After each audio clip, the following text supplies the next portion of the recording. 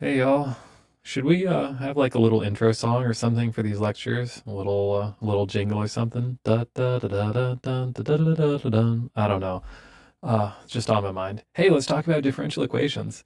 We are pivoting to the next big chunk of topics in the course. Not that linear algebra is done and put away. We'll see it return very soon, but we are going to be bridging to the next set of ideas, which is, as I said, differential equations. So this video will be pretty short. The next one will be a little bit longer, but pretty much this one is entirely review of stuff that I do expect people to have gotten from Math 216. So if you're in it right now, then this might be very fresh and new to you. If you took that a couple years ago, then, well, we'll get it back. So we're looking at ordinary differential equations. I just want to define what they are.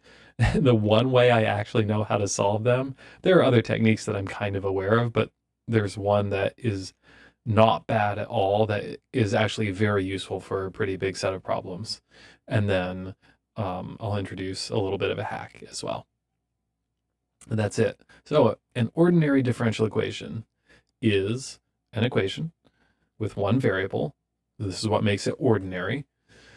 And we are going to relate that variable not just to constants or not just to powers of that same variable, but or other functions of that single variable, but we're relating it to derivatives of the variable.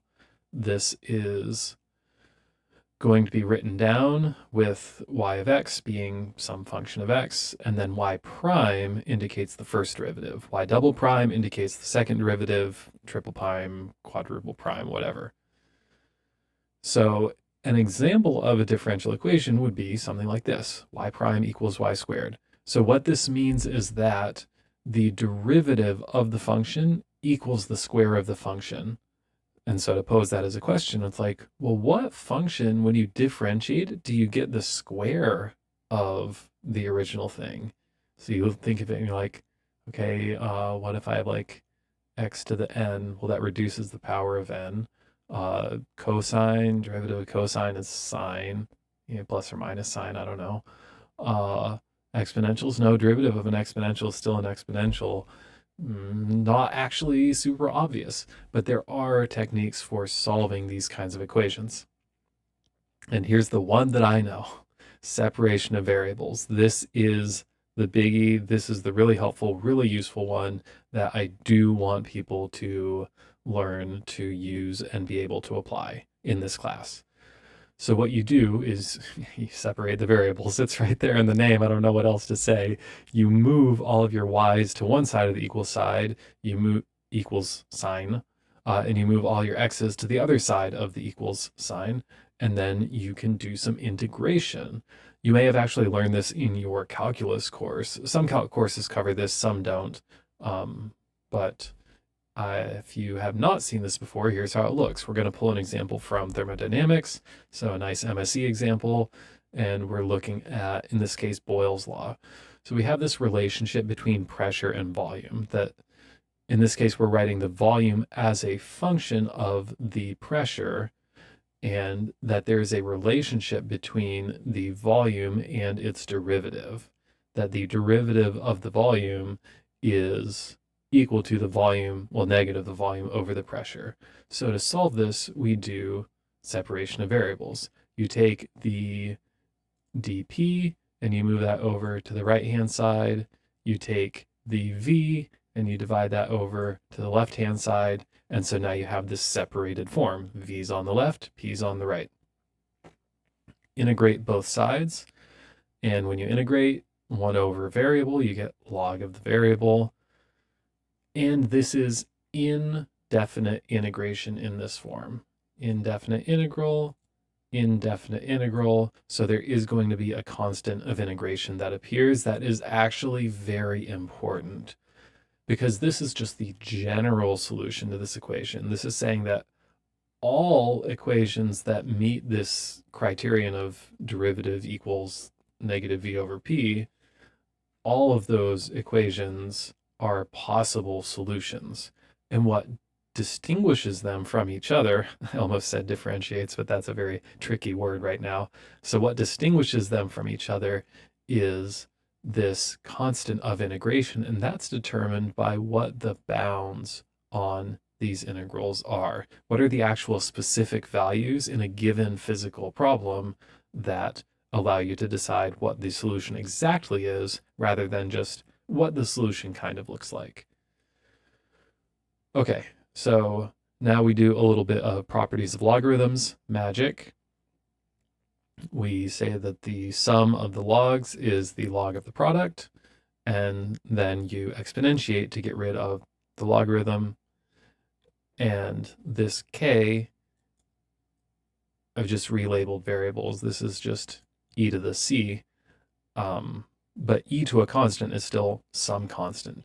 This is another trick you'll see a lot in doing differential equations, is you just relabel constants to make things a little bit simpler to deal with. The constant of integration itself rarely matters what that specific value is. Rather, it's about relating it to, again, the boundary conditions in the problem. All right, so at the end of the day, what we get is P times V equals constant. Great, done. That's Boyle's law. You've seen that before even in chemistry, right? And in thermo as well, that you have this reciprocal relationship between pressure and volume in ideal gases at constant temperature. But where that comes from is actually this differential relationship of how the volume changes a little bit when the pressure changes a little bit. And there you go. So here's a second example. Let's actually look at that just arbitrary, non-physical, random math example from the earlier slide. So we have that the derivative of the function is the square of the function. Well, let's find what that is. There's got to be something that satisfies that relationship. So dy dx is y squared. Separate the variables, divide the y squared over to the left, multiply the dx over to the right, and now we have, again, an integrable equation. And when you integrate 1 over y squared, you get negative 1 over y. Then on the right-hand side, we have, well, integral of dx is just x. Again, remember your constant of integration.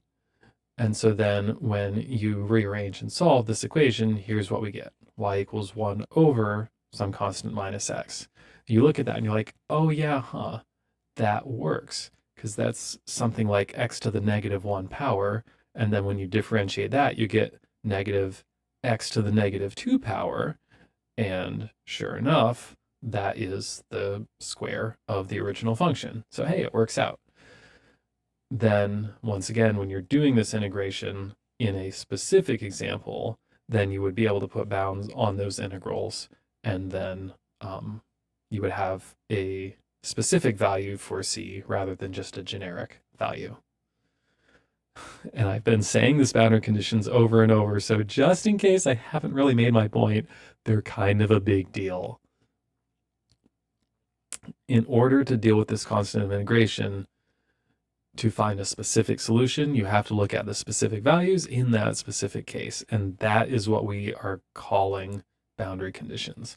When someone talks about boundary conditions in just a math context in general, what they're talking about is specific known values in a certain situation that determine the exact values of the functions that are involved in that problem.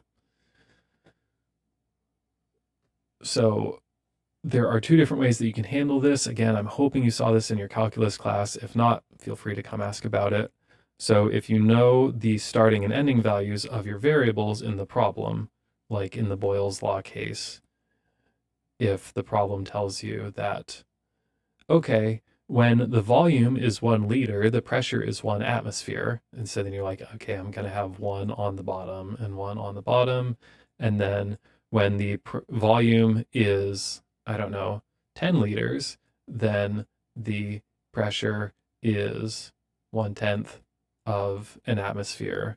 Then those would let you put bounds on those integrals. And then at that point, you're doing the definite integral. and now you have no constant of integration. You're going to have actual numbers in there. All right.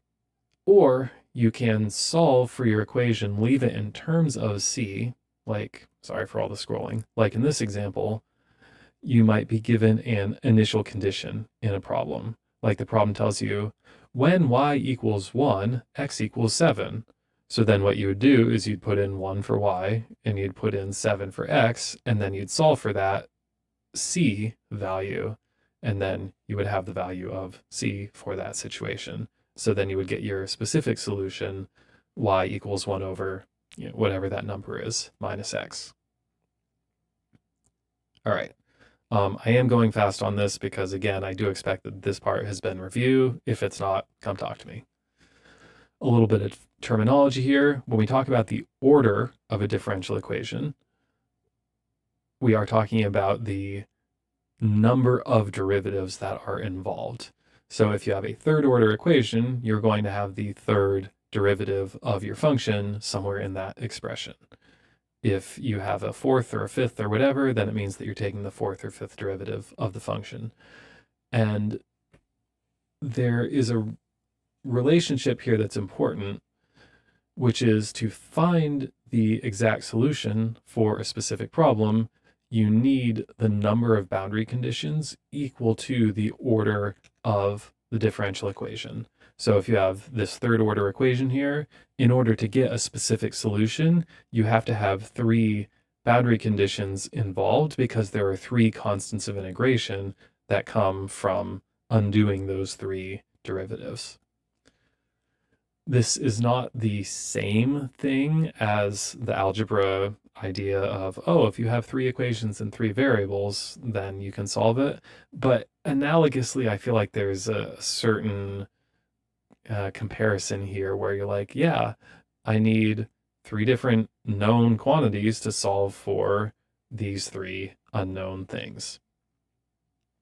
All right, so that's separation of variables, solving for specific solutions, or solving for general solutions if you just leave your constants of integration in place. But as has been a theme in this course and will continue to be, sometimes you have a differential equation that is either awful to solve or literally impossible to solve exactly. And so in that case, you have to deal with approximate solutions and you have to solve these things numerically. And you absolutely can and may and should do that. One way of solving these things numerically, we'll learn others down the road, but one way of doing it is to approximate the function you're finding with a power series. So say, okay, well, I don't know exactly what this function is. Maybe it's too hard to solve for. Maybe it doesn't exist. But I can say, well, it's approximately ax plus bx squared plus cx cubed plus dx to the 4th, and put in that polynomial approximation for the function you want to find, and then solve for the coefficients in those polynomials to get an approximate solution to your differential equation.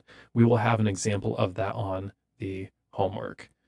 I do want to point out that, as with any approximate method, sometimes the approximations are good, sometimes they are really bad. So I'm not saying don't try this. I'm just saying this is not the only method, and if it doesn't work, then you'll have to use something else. But yeah, we'll see that on the homework. And as far as why we're doing differential equations, we're going to be spending like the next month on this topic. Why is it a big deal? It's everything. The physical world around us is described mathematically by differential equations because, surprise, things change over time and space for that matter.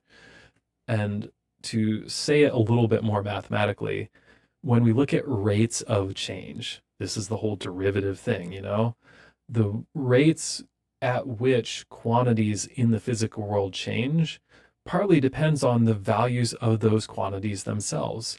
Like when we look at diffusion, the rate of change of the concentration depends on the concentration. There's this sort of feedback mechanism between the variable and how quickly that variable changes. Or another very closely related example is in thermal transport. The amount of heat concentrated in a location determines the rate at which heat flows from that place to somewhere else. And so we have these statements that are very explicitly about how the quantity changes depends on the quantity. And that really is the nature of what differential equations are when you get down to it. So that's it. I said this one would be a little bit faster. I kept my promise for once. And the next video will have some content that I think will be newer for people, and it will be a little longer. So budget your time accordingly. I'll see you there.